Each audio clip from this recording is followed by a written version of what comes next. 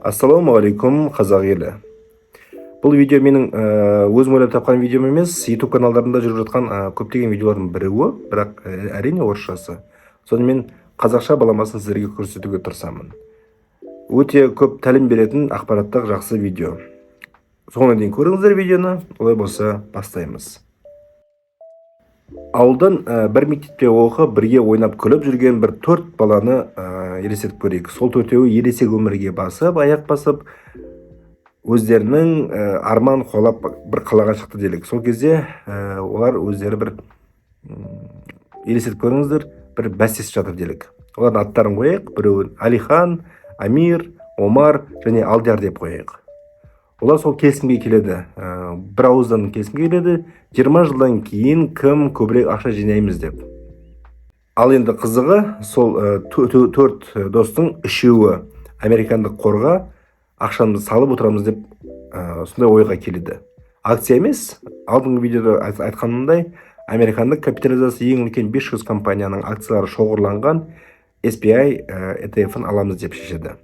Себебі олар әр компанияның акциясын бөлек-бөлек алатын болса, минусқа кіріп кету мүмкіндігі жоғары екенін біледі. Сол себепті тәуекелге бармас үшін SPY ETF-ін алып отыруды дұрыс шешім деп қабылдайды. Бірақ Алихан мен Амир ыңғайлы уақытты күтіп, сол уақытқа дейін ақшаны жинап, және сол ETF-ның өздеріне ыңғайлы деген уақытқа келген кезде сатып аламыз деген шешімге келеді. Ал үшінші дос Омар ETF-ның бағасына қарамай, қандай жағдай болып жатқанына қарамай, ай сайын тұрақты түрде осы ETF сатып аламын деп шешеді. Мына бір графикке қарайтын болсаңыздар, 2000 жылдан бастап қор нарығында 4 үлкен кризис болған. Олар 2001 жылғы .com кризисі, 2007-2009 жылдардағы ипотекалық кризис, 2020 жылғы пандемия және 2022 жылғы соңғы стагфляция. Сонымен Алиханды тайм-менеджменттің мықты бір маман деп санайық. Яғни баға көтерілген кезде және ең төменгі болған кезін алдын ала біліп отырады да, және барлық жинаған ақшасын ең төмендеген кезінде ETF-тің сатып алып отырады. Бір айтсақ, ол көріпкелдік қасиеті бар деп айтсақ болады. Енді ол сонымен 2009 жылғы шілде айында, маусым айларында, 2020 жылы мамыр айларында және 2022 жылы қазан айларында жинаған ақшаларын SPY ETF-іне салып отырады. Ал Амирдің жағдайы керісінше. Ол да сол жаңа ақша жинап ETF-тің бағасы түскенге сатып аламын деп ойлайды, бірақ үнемі жолы болмай, наоборот, көтерілген кезде ETF-тің бағалары нарықтың жоғары шегіне жеткен кезде сатып алып отырады. Және ондай жол болмайтындар негізінде өмірде көп, өте көп адамдар ондай. Сонымен ол 2007 жылы қазан айында, 2020 жылы қаңтар айында және 2021 жылы желтоқсан айларында жиналған ақшаларын бәрін ETF-ке салып жібереді. Енді бір мына графикке қарайтын болсақ, ETF бағасы төмендеген кезде сатып алу қасиеті бар Алиханның капиталы $68,739 жетті. Бірақ шындықты мойындайық, ондай нәтижеге жету, ондай адам болу мүмкін емес. Алдын ала бәрін біліп отыратын. Әлемдік мықты деген мамандардың өзі үнемі қателесіп, дұрыс шара қолдана алмайды. Осы ETF көмегімен осындай нәтижеге шығару деген негізінде фантастика десек те болады. Капиталы бойынша екінші орында Омардың стратегиясы. Ешқандай жағдайға қарамастан ай сайын SPY ETF-ін сатып алып отырады. Яғни қор нарығында кризис болып жатса да, ашкөздік болып жатса да, сатып алып тоқтатпайды.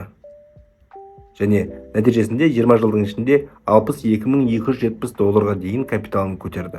Нарықты бақыламай-ақ, еш нәрсеге бас ауыртпай-ақ үлкен нәтижеге жетіп отыр. Үшінші дос Амир.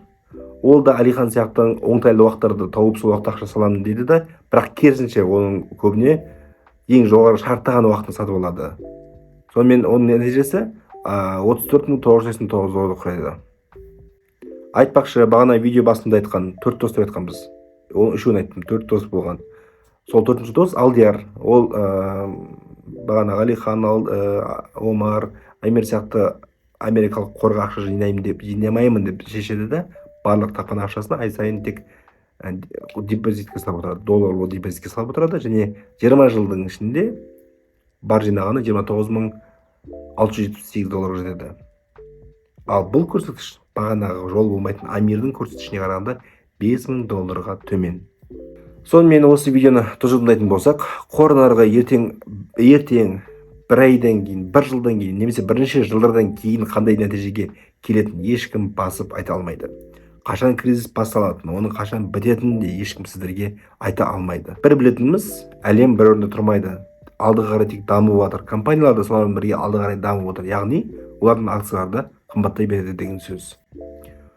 Уоррен Баффет айтпақшы, инвестиция жасауға ең ыңғайлы уақыт ол кешегі күн.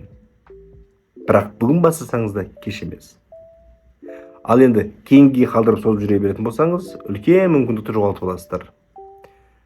Видеоны лайк басып, подписка жасап, қоңырауды басуды сұраймын. Себебі солай біз қазақша контенттің дамуына өз үлесімізді қосамыз.